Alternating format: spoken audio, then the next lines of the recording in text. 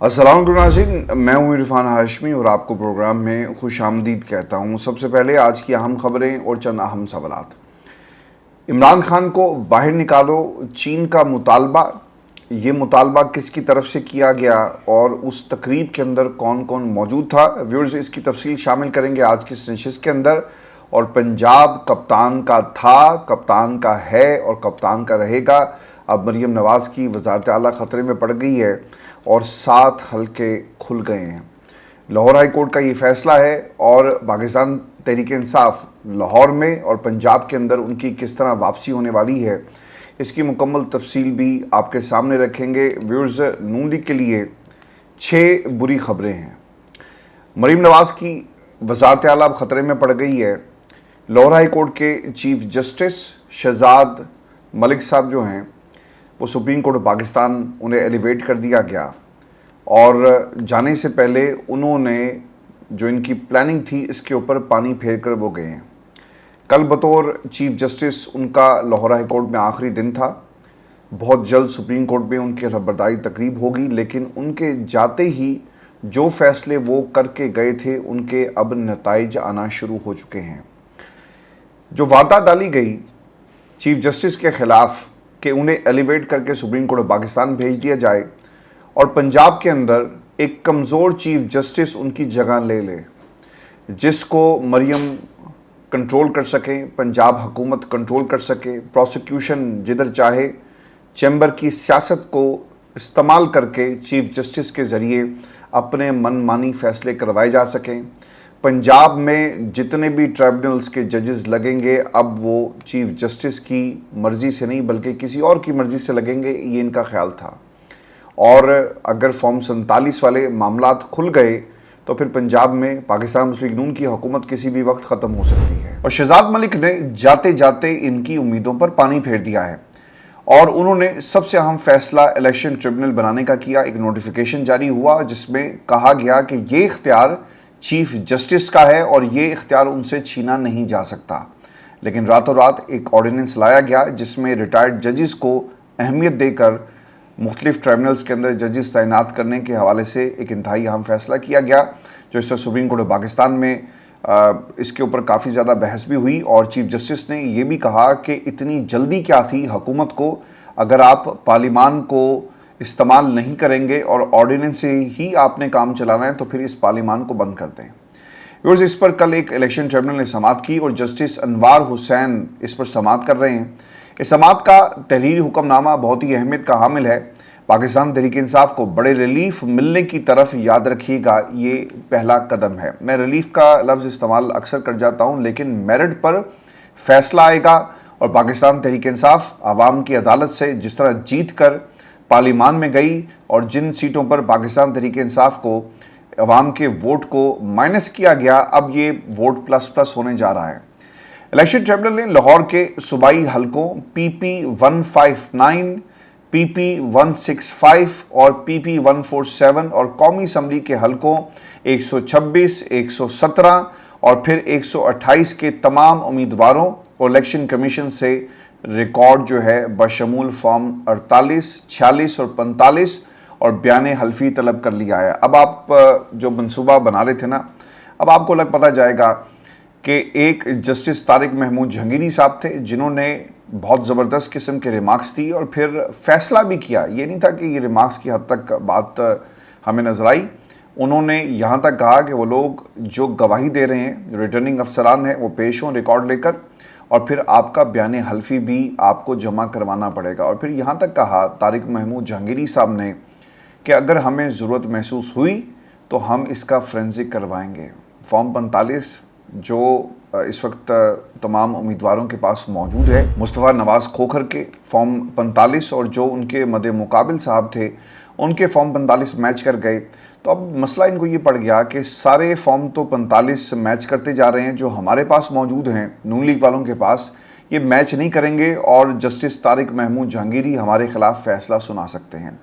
यही हिकमत अमली पंजाब के अंदर भी थी कि अगर मरियम की सीट को भी चैलेंज कर दिया गया और इसके साथ साथ पाकिस्तान मुस्लिम लीग नून की दीगर सीटों पर भी यही हालात हुए تو پھر مریم کی وزارت اعلیٰ زیادہ دیر تک نہیں رہے گی۔ اب فارم 48، 46 اور 45 اور بیان حلفی اس عدالت کی طرف سے باقاعدہ طور پر طلب کر لیا گیا ہے۔ مزید سماعت جو ہے وہ اگلی جمعرات کو ہوگی۔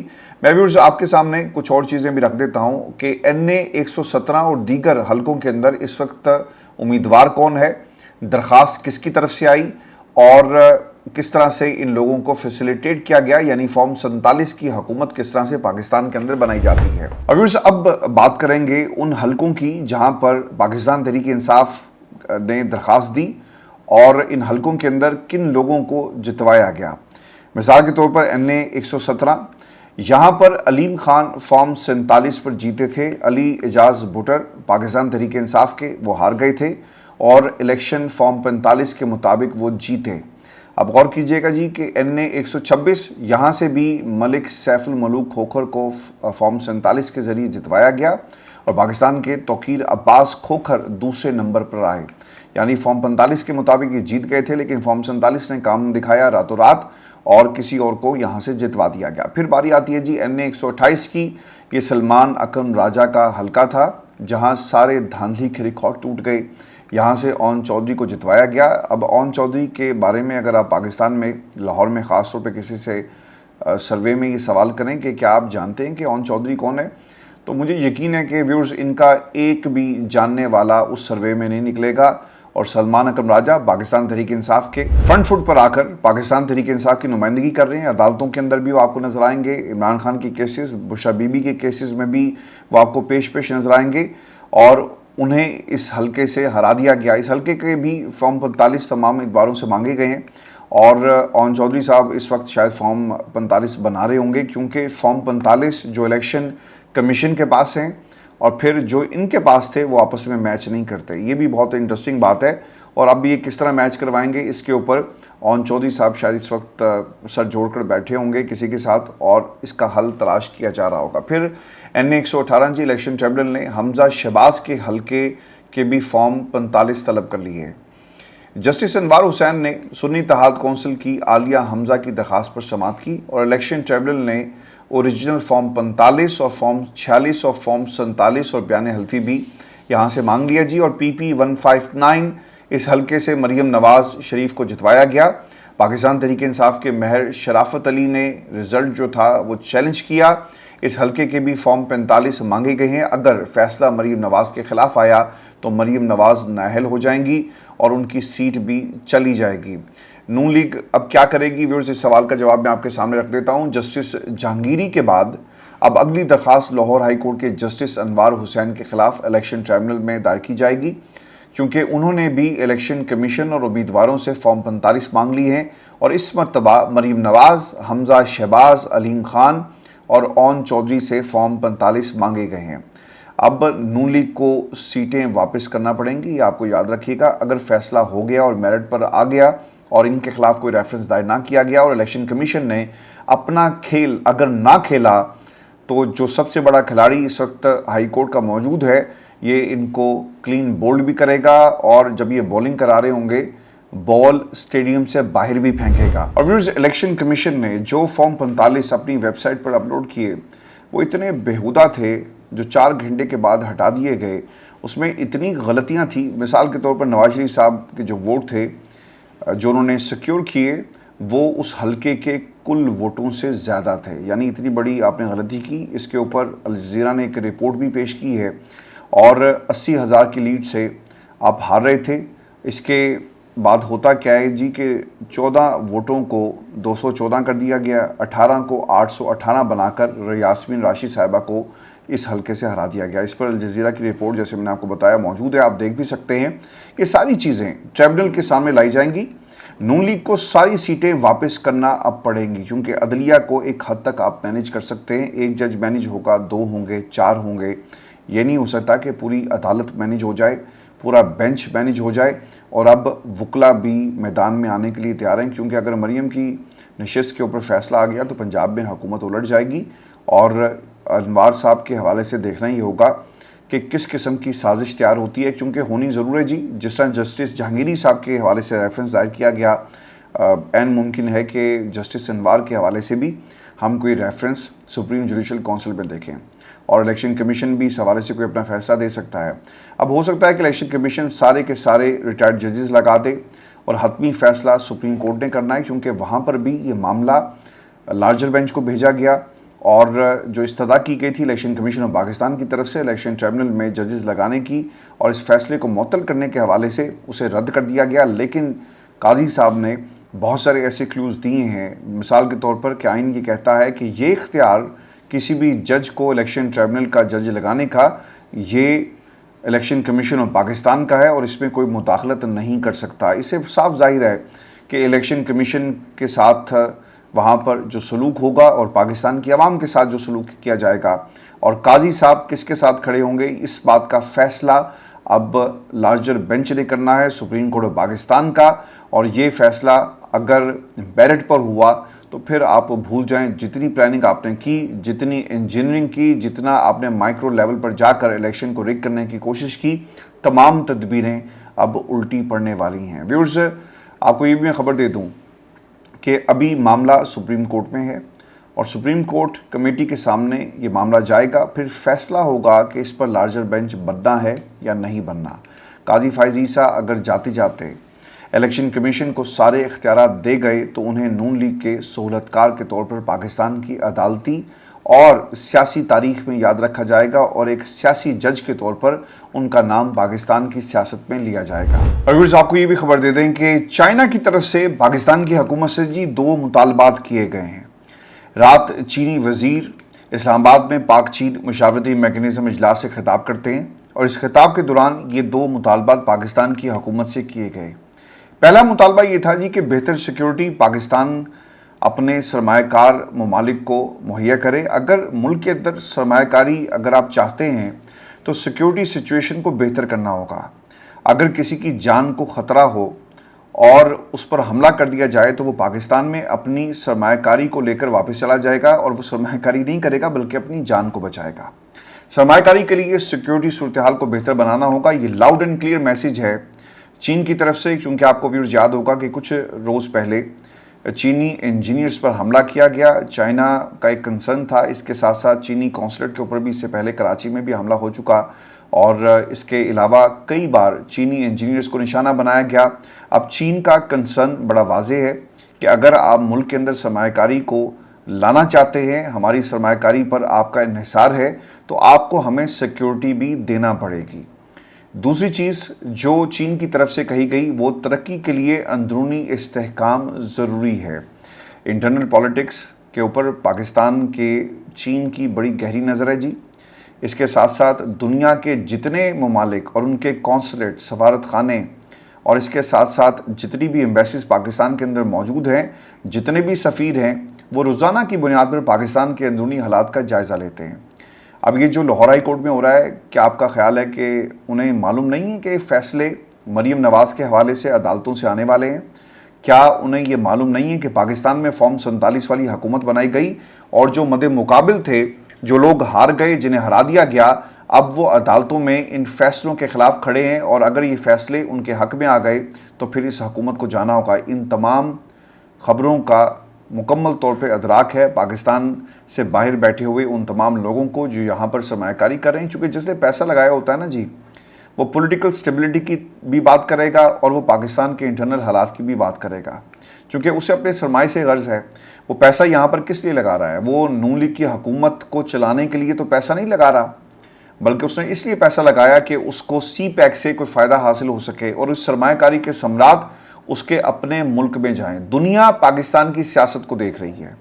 رشیا نے ایسے ہی نہیں عمران خان کے حوالے سے جو فیصلہ آیا اس کے اوپر ریئیکشن دیا۔ چین بھی اب یہ انڈائریکٹلی مطالبہ کر رہا ہے کہ اپنے حالات کو ٹھیک کرو اور اگر پاکستان میں سرمایہ کاری کو لانا چاہتے ہو تو تمہاری انٹرنل پالیٹکس یقیناً اس بات کا فیصلہ کرے گی کہ تم متحد ہو یا نہیں ہو، اور اگر نہیں ہو تو پاکستان میں کوئی بھی سرمایہ کاری لے کر نہیں آئے گا۔ یہی پیغام محمد بن سلمان کی طرف سے دیا گیا، یہی پیغام یو اے کی طرف سے آیا اور یہی پیغام دنیا کے ہر اس ملک سے ہے جو پاکستان جہاں پر شہباز شریف صاحب کا شکول پکڑ کر جاتے ہیں اور ان سے پیسے مانگتے ہیں سرمایہ کاری کے نام کے اوپر۔ پیپلز پارٹی کی جی رہنما ہینا ربانی گھر بھی وہاں پر موجود تھی۔ ہینا ربانی انہوں نے کیا کہا؟ وہ یہ کہتی ہیں کہ سی پیک کے لیے تمام سیاسی جماعتیں ایک پیج پر ہیں، سینیٹر علی ظفر بھی اس میں شریک تھے، جنہوں نے اس سے خطاب کرتے ہوئے کہا کہ ملک میں سیاسی استحکام کی ضرورت ہے، ہم قانون کی حکمرانی پر یقین رکھتے ہیں، کاروبار کے لیے قانون کی حکمرانی اور عدالتوں کا آزادانہ کام کرنا ضروری ہے، قانون میں اصلاحات لانے کی ضرورت ہے۔ اب جو سوالات جڑے ہوئے ہیں نا علی ظفر صاحب کے اس خطاب کے حوالے سے بہت ہی اہم ہیں۔ جناب یہ وہی پاکستان تحریک انصاف ہے جسے آپ نے دہشت گرد کا نام دیا، دہشت گرد تنظیم، اور اس پر پابندی لگائی جائے۔ آپ کو یاد ہے نا کہ فیصل واڈا کیا کہتے تھے کہ جناب میری اطلاعات ہیں کہ پاکستان تحریک انصاف کو بین کر دیا جائے گا۔ وہ شخص جو کسی کے ادھار ووٹوں پر سینیٹر منتخب ہوا، وہ اس جماعت کو للکارتا ہے، پکارتا ہے، تنقید کرتا ہے اور اس کو بین کرنے کی بات کرتا ہے، جس کا اپنا کوئی وجود نہیں، اس جماعت کے بارے میں بات کرتا ہے جسے پاکستان کی عوام نے کھڑا کیا اور عوامی مینڈیٹ اس کی جماعت کے ساتھ کھڑا ہے۔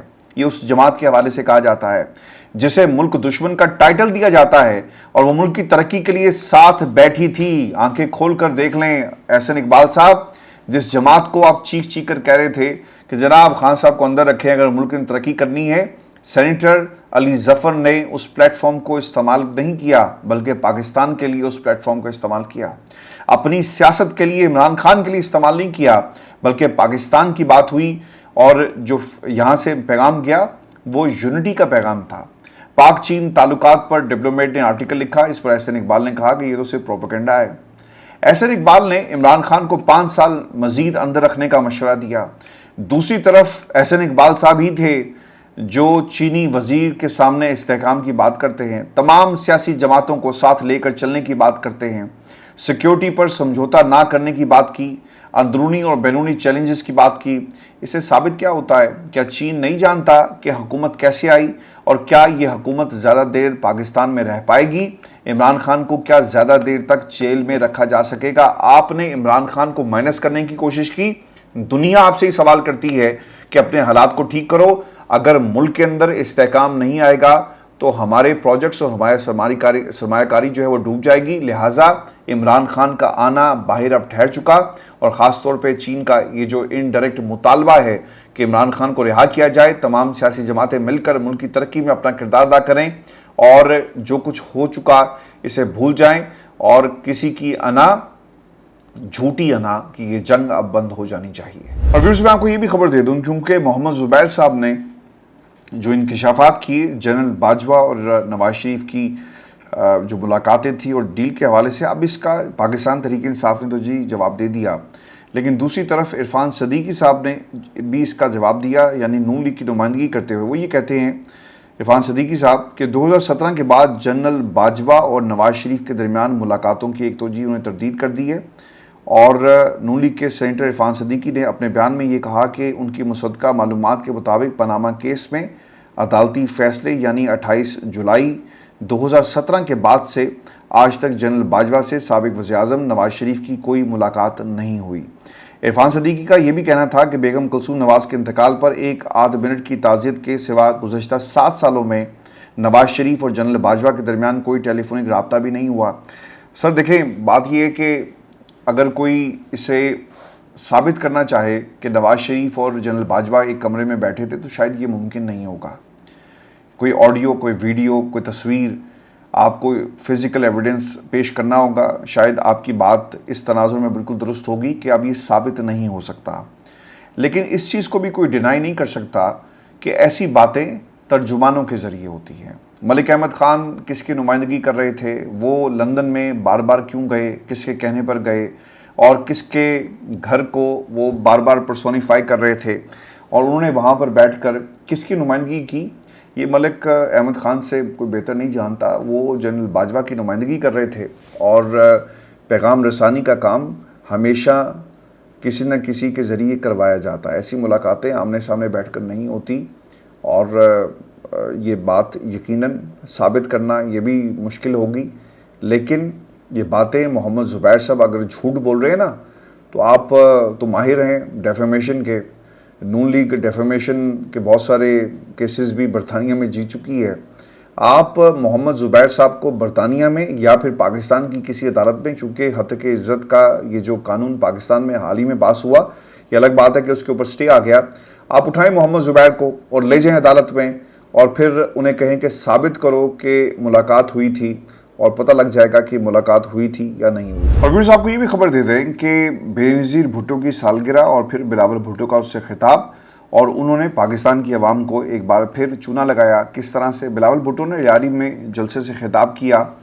سیاستدان ایک دوسرے سے ہاتھ ملائیں اور بات چیت کریں لیکن یہ بات چیت کرنے کے لیے تیار نہیں ہیں.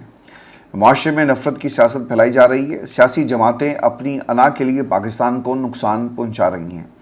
دیکھیں جی بڑی آپ نے زبردست بات کر دی اور آپ نے جب یہ کہا کہ سیاسی جماعتیں اپنی انا کی خاطر تو خان صاحب سے اگر آپ یہ کہیں گے کہ ہاتھ میں لا لو اور اگر چوری ہو رہی ہے تو آنکھیں بند کر لو تو جناب یہ نہیں ہوگا. آصف علی زرداری اور ان کے جو برخوردار ہیں وہ ایک ہی قسم کی سیاست کر رہے ہیں اور وہ چاہتے ہی ہیں کہ مل کر کھایا جائے, پاکستان کو لوٹا جائے اور اپنی حد بندی کر دی جائے. یعنی پنجاب مل کر ہم تقسیم کر لیں, سندھ کے اندر آپ نے بات نہیں کرنی اور کے پی کے اندر آپ اپنی حکومت بنا لیں, اور یہ ان کے نئے پاکستان کا فارمولہ ہے. سیاست اور سیاسی جماعتیں اپنی انا کے لیے پاکستان کو نقصان پہنچا رہی ہیں. جناب انا اور آپ کے اتحادی جب عمران خان کو پکار کر یہ کہیں گے کہ پاکستان کو اگر ترقی کرنی ہے تو عمران خان کو جیل میں رکھنا ہوگا, آپ نے کیوں اس کا جواب نہیں دیا؟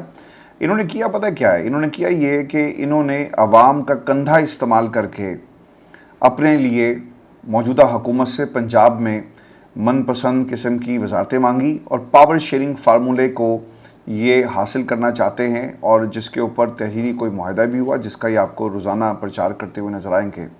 اب بلاول یہ بھی کہتے ہیں کہ ہم سمجھتے ہیں کہ بہتر ہوتا کہ حکومت تمام اتحادیوں سے بات چیت کر کے بجٹ بناتی. اگر بجٹ میں پی پی کی رائے موجود ہوتی تو بہتر انداز میں آگے بڑھ سکتے تھے. اس وقت ہمارے نمائندے اسلام آباد میں موجود ہیں, وہ ملاقاتیں کر رہے ہیں سر, وہ ملاقاتیں کر رہے ہیں, کھانے کھا رہے ہیں, پاکستان کی قوم کا مذاق اڑایا جا رہا ہے. آپ کے گھر میں چولہا بھی جلتا ہے, آپ کے گھر میں لوڈ شیڈنگ بھی نہیں ہوتی, اور آپ کے استعمال کے لیے گاڑیوں کا قافلہ ہر وقت موجود رہتا ہے. شہباز شریف سے پوری امید ہے کہ ان کی نیت صاف ہے. اچھا دیکھیں اب یہ کہہ کون رہا ہے؟ یہ بلاول زرداری صاحب ہیں جنہوں نے شہباز شریف کی نیت کو صاف قرار دے دیا. اور پھر یہ سوال کہ پاکستان پیپلز پارٹی کیا نون لیگ سے تاحال خفا ہے؟ دیکھیں جی پیپلز پارٹی اور نون لیگ کی ناراضگی ابھی تک کم نہیں ہوئی. پیپلز پارٹی اور پاکستان مسلم لیگ نون کی مذاکراتی کمیٹیوں کے درمیان وزیراعظم ہاؤس میں تقریباً 4.5 گھنٹے طویل ملاقات ہوئی اور یہ ملاقات بے نتیجہ ختم ہو گئی. شازیہ مری نے اس کی تصدیق کی اور ملاقات میں پاکستان پیپلز پارٹی کے مطالبات اور تحفظات کا شکوار جائزہ لیا گیا. پیپلز پارٹی اپنے مطالبات کو تسلیم کرانے کے لیے ڈٹ گئی ہے. نون لیگ نے پنجاب میں پاور شیئرنگ کے لیے نواز شریف سے بات کی یقین دہانی کروا دی ہے, اور نواز شریف کیا پنجاب کے اندر حصہ دیں گے پیپلز پارٹی کو؟ جناب یہ نہیں ہوگا. پیپلز پارٹی چاہتی کیا ہے؟ پیپلز پارٹی چاہتی ہے کہ سندھ کے ترقیاتی فنڈ زیادہ سے زیادہ کیے جائیں, بجٹ میں پاکستان پیپلز پارٹی کی رائے کو شامل کیا جائے, پنجاب میں پیپلز پارٹی کو مرضی کا حصہ دیا جائے, کیونکہ پیپلز پارٹی چاہتی ہے کہ اگلی بار پنجاب میں زیادہ نشستیں حاصل کی جائیں اور وہ اپنے بیس کیمپ بنانے کی تیاری کر رہی ہے. پنجاب میں قانون سازی پر پاکستان پیپلز پارٹی سے مشاورت کی جائے, یہ بھی چاہتی ہے کہ انہیں ہر اس کام میں شامل کیا جائے جس سے صوبے کی پالیسیز کے اوپر ایک اثر پڑے گا, اور اگر پاکستان پیپلز پارٹی اس پہ شامل نہیں ہوگی تو پھر وہ اسے تسلیم نہیں کریں گے. ویورز یہ آج کا ہمارا شو تھا. اپنے کمنٹس ضرور بھیجیے گا, چینل کو سبسکرائب کرنا مت بھولیں. اجازت دیجیے, اللہ نے کے بعد.